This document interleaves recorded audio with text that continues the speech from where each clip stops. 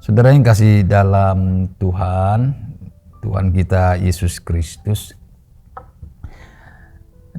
kalau kita perhatikan surat atau kitab Ibrani ya, dari pasal 1 sampai pasal seterusnya, sampai pasal 12 ya, itu bicara tentang Allah berbicara ya, dari zaman dahulu dengan pelbagai cara Allah berbicara kepada bangsa Israel, kepada nenek moyang kita begitu ya. Terus sampai pasal ke-12 itu bicara tentang doktrin yang sangat fundamental bahwa Kristus Yesus adalah Tuhan Allah yang menjadi manusia, yang memberikan dirinya, korbankan dirinya sendiri, bukan hewan, korbankan dirinya untuk menebus dosa manusia ya. Pribadi Kristus yang ditonjolkan di dalam Ibrani pasal 1 sampai pasal yang ke-12. Karena ada kemungkinan bahwa orang-orang yang sudah percaya kepada Kristus Yesus Tuhan di kelompok orang Yahudi yang beragamakan Yudaism, mereka terpengaruh kembali, saudara-saudara. Ya mungkin oleh karena aniaya atau intimidasi atau persekusi dari orang Kristen sendiri yang berkelompok Yudaism, menarik mereka kembali untuk balik ke ajaran lama. Nah, itulah sebabnya penulis Ibrani menekankan itu tidak benar, salah, bahwa Kristus itulah yang menjadi juru selamat, yang mengorbankan dirinya, Allah menjadi manusia. Maka ditekankan Yesus itu lebih unggul daripada keimaman perjanjian lama, keimaman Harun ya, bahkan penulis Ibrani menekankan bahwa Abraham pun memberikan persepuluh persembahan kepada raja yang disebut dengan Melkisedek ya. Nah, dari situ ditarik bahwa keturunan keimaman Yesus itu bukan dari Lewi, bangsa Lewi, bukan dari keturunan Lewi ya, bukan dari sisi keturunan dari manusia begitu ya, tapi Allah sendiri yang menjadi manusia itu, Allah yang mengorbankan dirinya untuk penebusan dosa manusia sekali untuk selama-lamanya. Namun orang-orang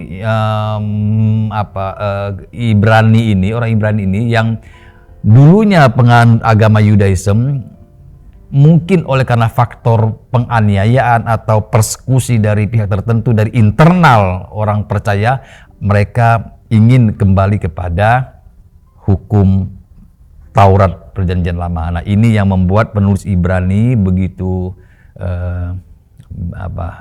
semangat menekankan bahwa itu salah, itu tidak benar gitu.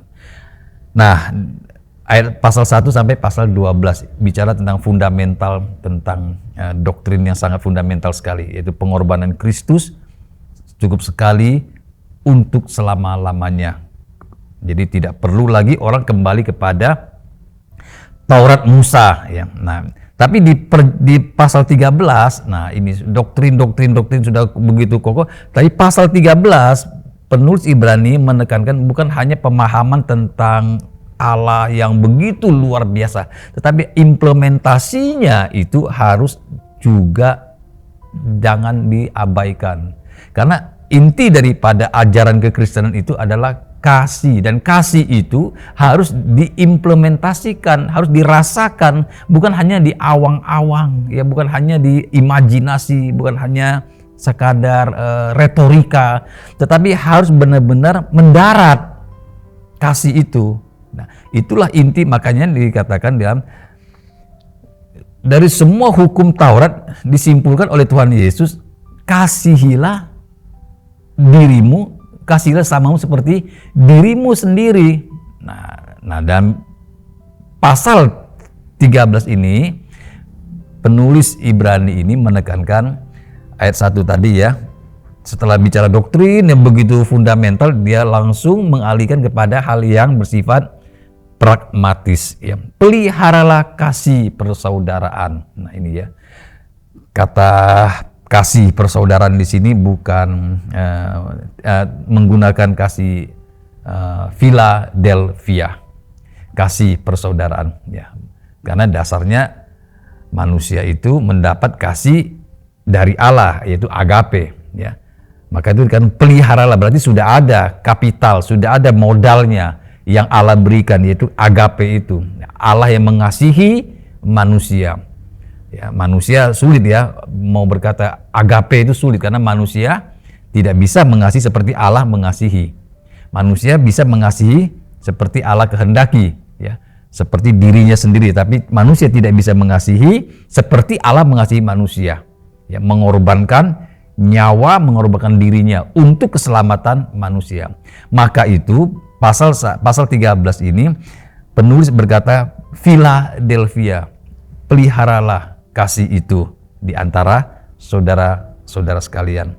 Nah, ini yang menjadi perenungan kita. Orang boleh belajar doktrin begitu ketat, ya, paham, ya. Justru kalau tidak mendaratkan apa yang dia pelajari kepada sesama, yang terjadi adalah perdebatan. Yang terjadi adalah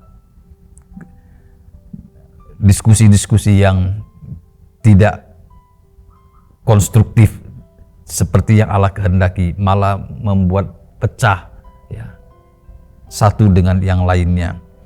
Tapi menjadi renungan kita adalah, yang Tuhan inginkan adalah bagaimana kita memahami tentang kebenaran yang Allah kehendaki dan kita bisa memperagakannya dalam kehidupan. Makanya ditulis di sini, peliharalah kasih persaudaraan. Di dalam implementasi kita, dalam gereja tentunya, dalam rumah tangga kita, biarlah kita juga memperagakan seperti yang dikehendaki, yang dituliskan dalam Ibrani 13 ayat yang pertama ini. Ya, peliharalah kasih persaudaraan.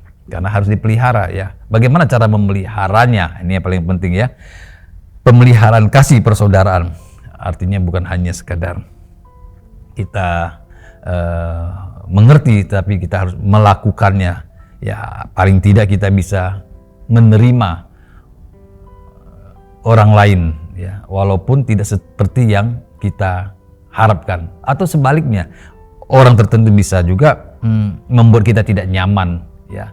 Bukan kita menghindarinya, kita bisa menerimanya seperti Tuhan menerima kita.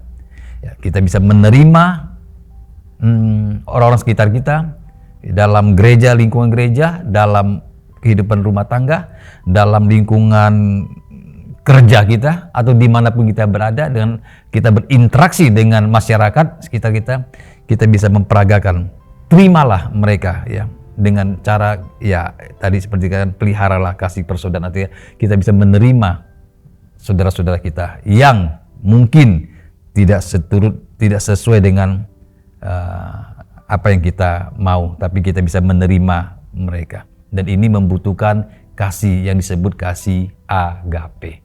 Ya, Allah telah mengasihi kita, Allah telah memberikan kasih kepada kita, dan kita bisa mengimplementasikan dengan kasih Philadelphia. Tuhan memberkati.